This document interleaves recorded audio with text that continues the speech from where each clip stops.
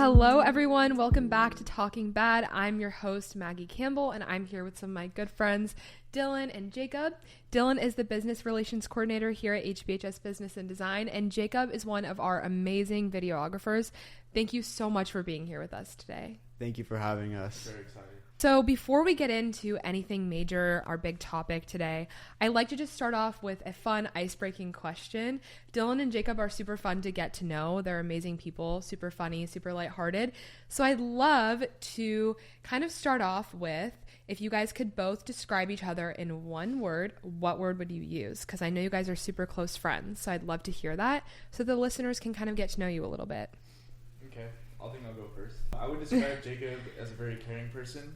But, sometimes he can care a little bit too much. Okay. When I put my feet on his chair during class. Oh, my God. He gets pretty angry. But, I know I can always rely on him.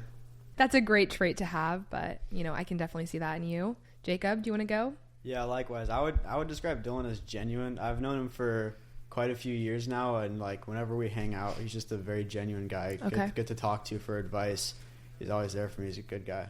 Aw, thanks, guys. That was so nice to hear and so wholesome. So, Jacob and Dylan actually have a brand called Prime Shine. It's a car washing and detailing business, and they offer multiple different services, such as a standard wash and a premium wash with very good prices. They started it this year, a few months ago, and I'm super excited for them to kind of dive into it. So, Jacob, could you let me know and kind of dive deeper into Prime Shine?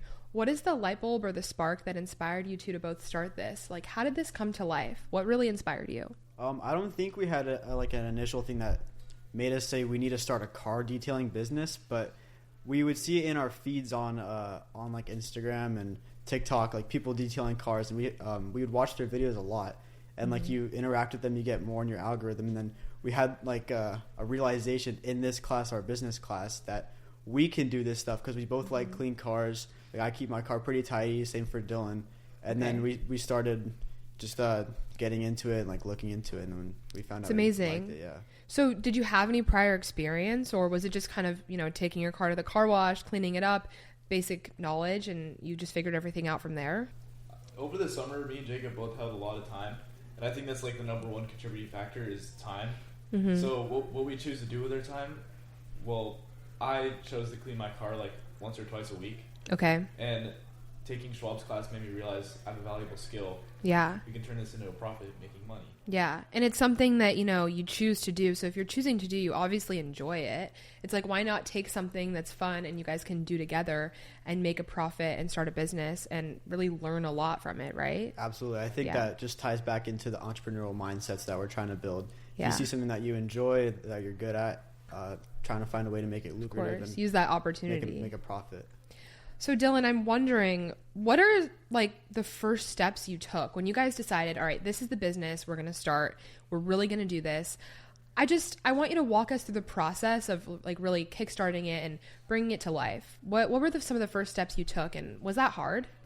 Number one, I think the most important thing is just taking action. So immediately, once we came with the idea, we jotted down our notes, and what we did immediately was buy the supplies. Okay. We figured out what we needed to get. We bought it immediately, waited for it to come. While we were waiting for that, we were still being productive. We were giving up with the great ideas, building our logo, building our brand, and just kind of laying everything out there. I don't think it was difficult, but I think we learned a lot from it because we put so much of our ideas into one place. Yeah. That it was kind of hard to take action on all of those ideas at once. So I feel like we kind of got lost in that a little bit. So you immediately made that investment, but then, I feel like there are so many, starting a business or any type of startup is so multifaceted. It's especially when there's just two of you, don't have a team, there's so many places you have to go. What was the most important thing? What really got you off the ground? And were there some things you realized, this isn't worth us spending our energy on? Can either of you touch on that? Yeah, so I'll start. Like Dylan said, we started off doing all of our research and finding out what we need to buy and just getting knowledge about it, but nothing really took a set foot until we started doing it. And we started with our cars, Like, just, we've always kept clean cars, but like Yeah. started learning how to like actually detail it. Yeah. And we started learning about it a lot more. Yeah. So it's like almost the action of just going out and cleaning them.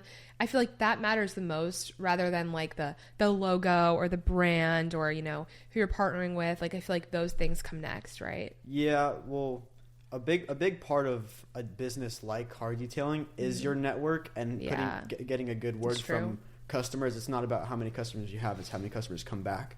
So doing a good job and having people talk Yeah. about you. Word of mouth. Yeah, and we decided that we were going to have a pretty impactful social media presence.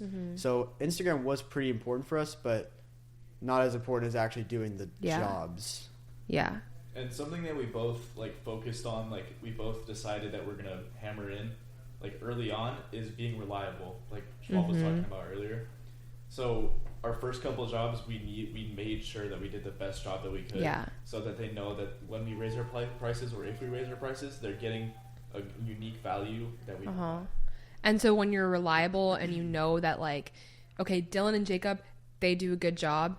When you raise your prices, you know, people aren't going to be as surprised. It's like, well, duh, they're reliable, so we'll come back. And when you have those people who trust you and the thorough work that you do, they're going to let other people know. I mean, I feel like, you know, when you first started, word of Prime Shine was definitely going around, at least our community, which is really like powerful, and that's really hard to do. So congrats, you guys. Thank you. I'd love to know one more thing. What are some obstacles that you guys have faced along the way? I feel like, you know, I started my own podcast this summer, and there were, you know, it's fun and it's like a really encouraging and powerful experience, but there are things like roadblocks that you run into inevitably, and getting over those is like such a crucial part of having a successful business. Did you guys have any of those? And if so, could you tell us about it? I think there's a lot that we have. Honestly, I think the biggest one for us, like just me and Jacob alone, is keeping our supplies maintained. In a sense. So after every car wash, we would have to put the towels, all of the towels that we use, we would have to put them in the washer and dryer to make sure they're clean for the next car wash. And, you know, sometimes we have jobs back to back, so we don't have time to do that. So we always have to make sure that we have an extra set prepared. Yeah. And also, like chemicals, all the chemicals we use, we have to keep track of how much we have left, how long it's going to last us, and when we need to order more. Yeah, I think... So just like keeping like that, just keeping track of all this stuff. I bet you didn't expect that heavy of maintenance and inventory. And it's like, especially when you have like all your own products, that's really important to like keep track of. Jacob, was there anything else you wanted to mention? Yeah, of course there were a lot of like issues that you'd run into, but one thing we realized as we were still growing the business, there was a lot of things that we would still need and that we would grow. So after a job, we'd get $100+ we would take out a lump sum of money and then put it towards a fund for getting new stuff. Like we realized a couple weeks in that we needed a steamer, like to whatever, but that cost money. So we realized it was important to implement a reserve fund for new stuff that we might need. And for our first few jobs, we were like, oh shoot, we might need like a new leather cleaner, or we get a new brush. So it was nice having that fund. Yeah. I mean, I feel like that discipline is hard. Initially, you just want to take that money and, you know, be like, well, we're making profit. Like, I want to keep my entire share. But having that discipline to really, okay, we're going to take some of this money and we're going to put it right back into our business to give our customers the best quality is so important. And I really applaud you guys for doing that, because I think sometimes that's really hard for people to set aside that money just for the sake of their quality of their business. That's amazing. I'd love to know, you know, you guys are pretty far along, but obviously there's still a lot you guys need to do and learn, because, you know, we're always learning. We're never going to know everything about whatever we're passionate about. But if there was something that you could know that would help you along the way when you guys first started, that you think maybe young entrepreneurs could benefit from hearing, just what's that one piece of advice you would give yourself? I would say personally, just keep going. Never quit, never give up. You know, you're gonna have the struggles, the roadblocks and stuff, but you just have to figure out a way to get through it, work around it. So we have the struggle of like finding consistent clients right now, and we realized that it wasn't the service we were giving, it was the target audience that we were giving it to. So right now we're currently trying to like rebrand that in a sense.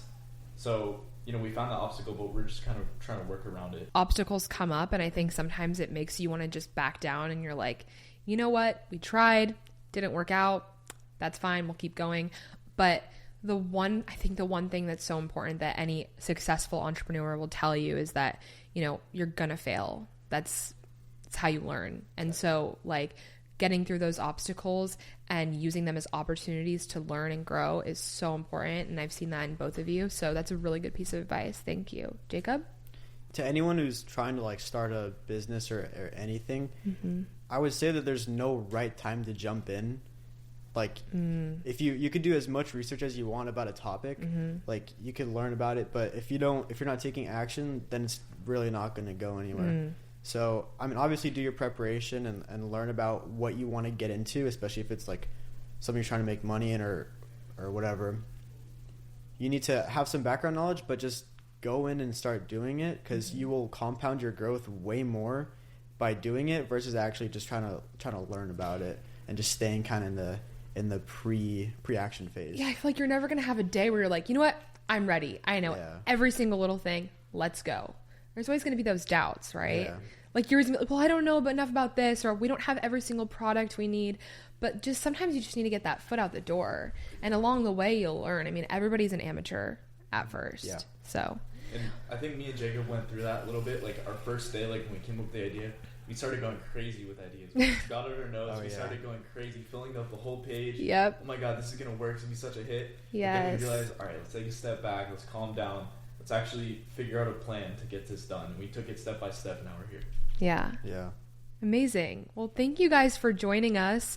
I'd love to just speak to any young entrepreneur out there that has a passion, something you enjoy, something you love to do, a skill. Know that that skill has value. And if you really want to, and you feel the need to put it into a business, that you can make profit and you can make meaning and fulfillment out of that passion. We all have our own skills that are super powerful and so meaningful. And if you don't know what those skills or passions are yet, I know you'll find them.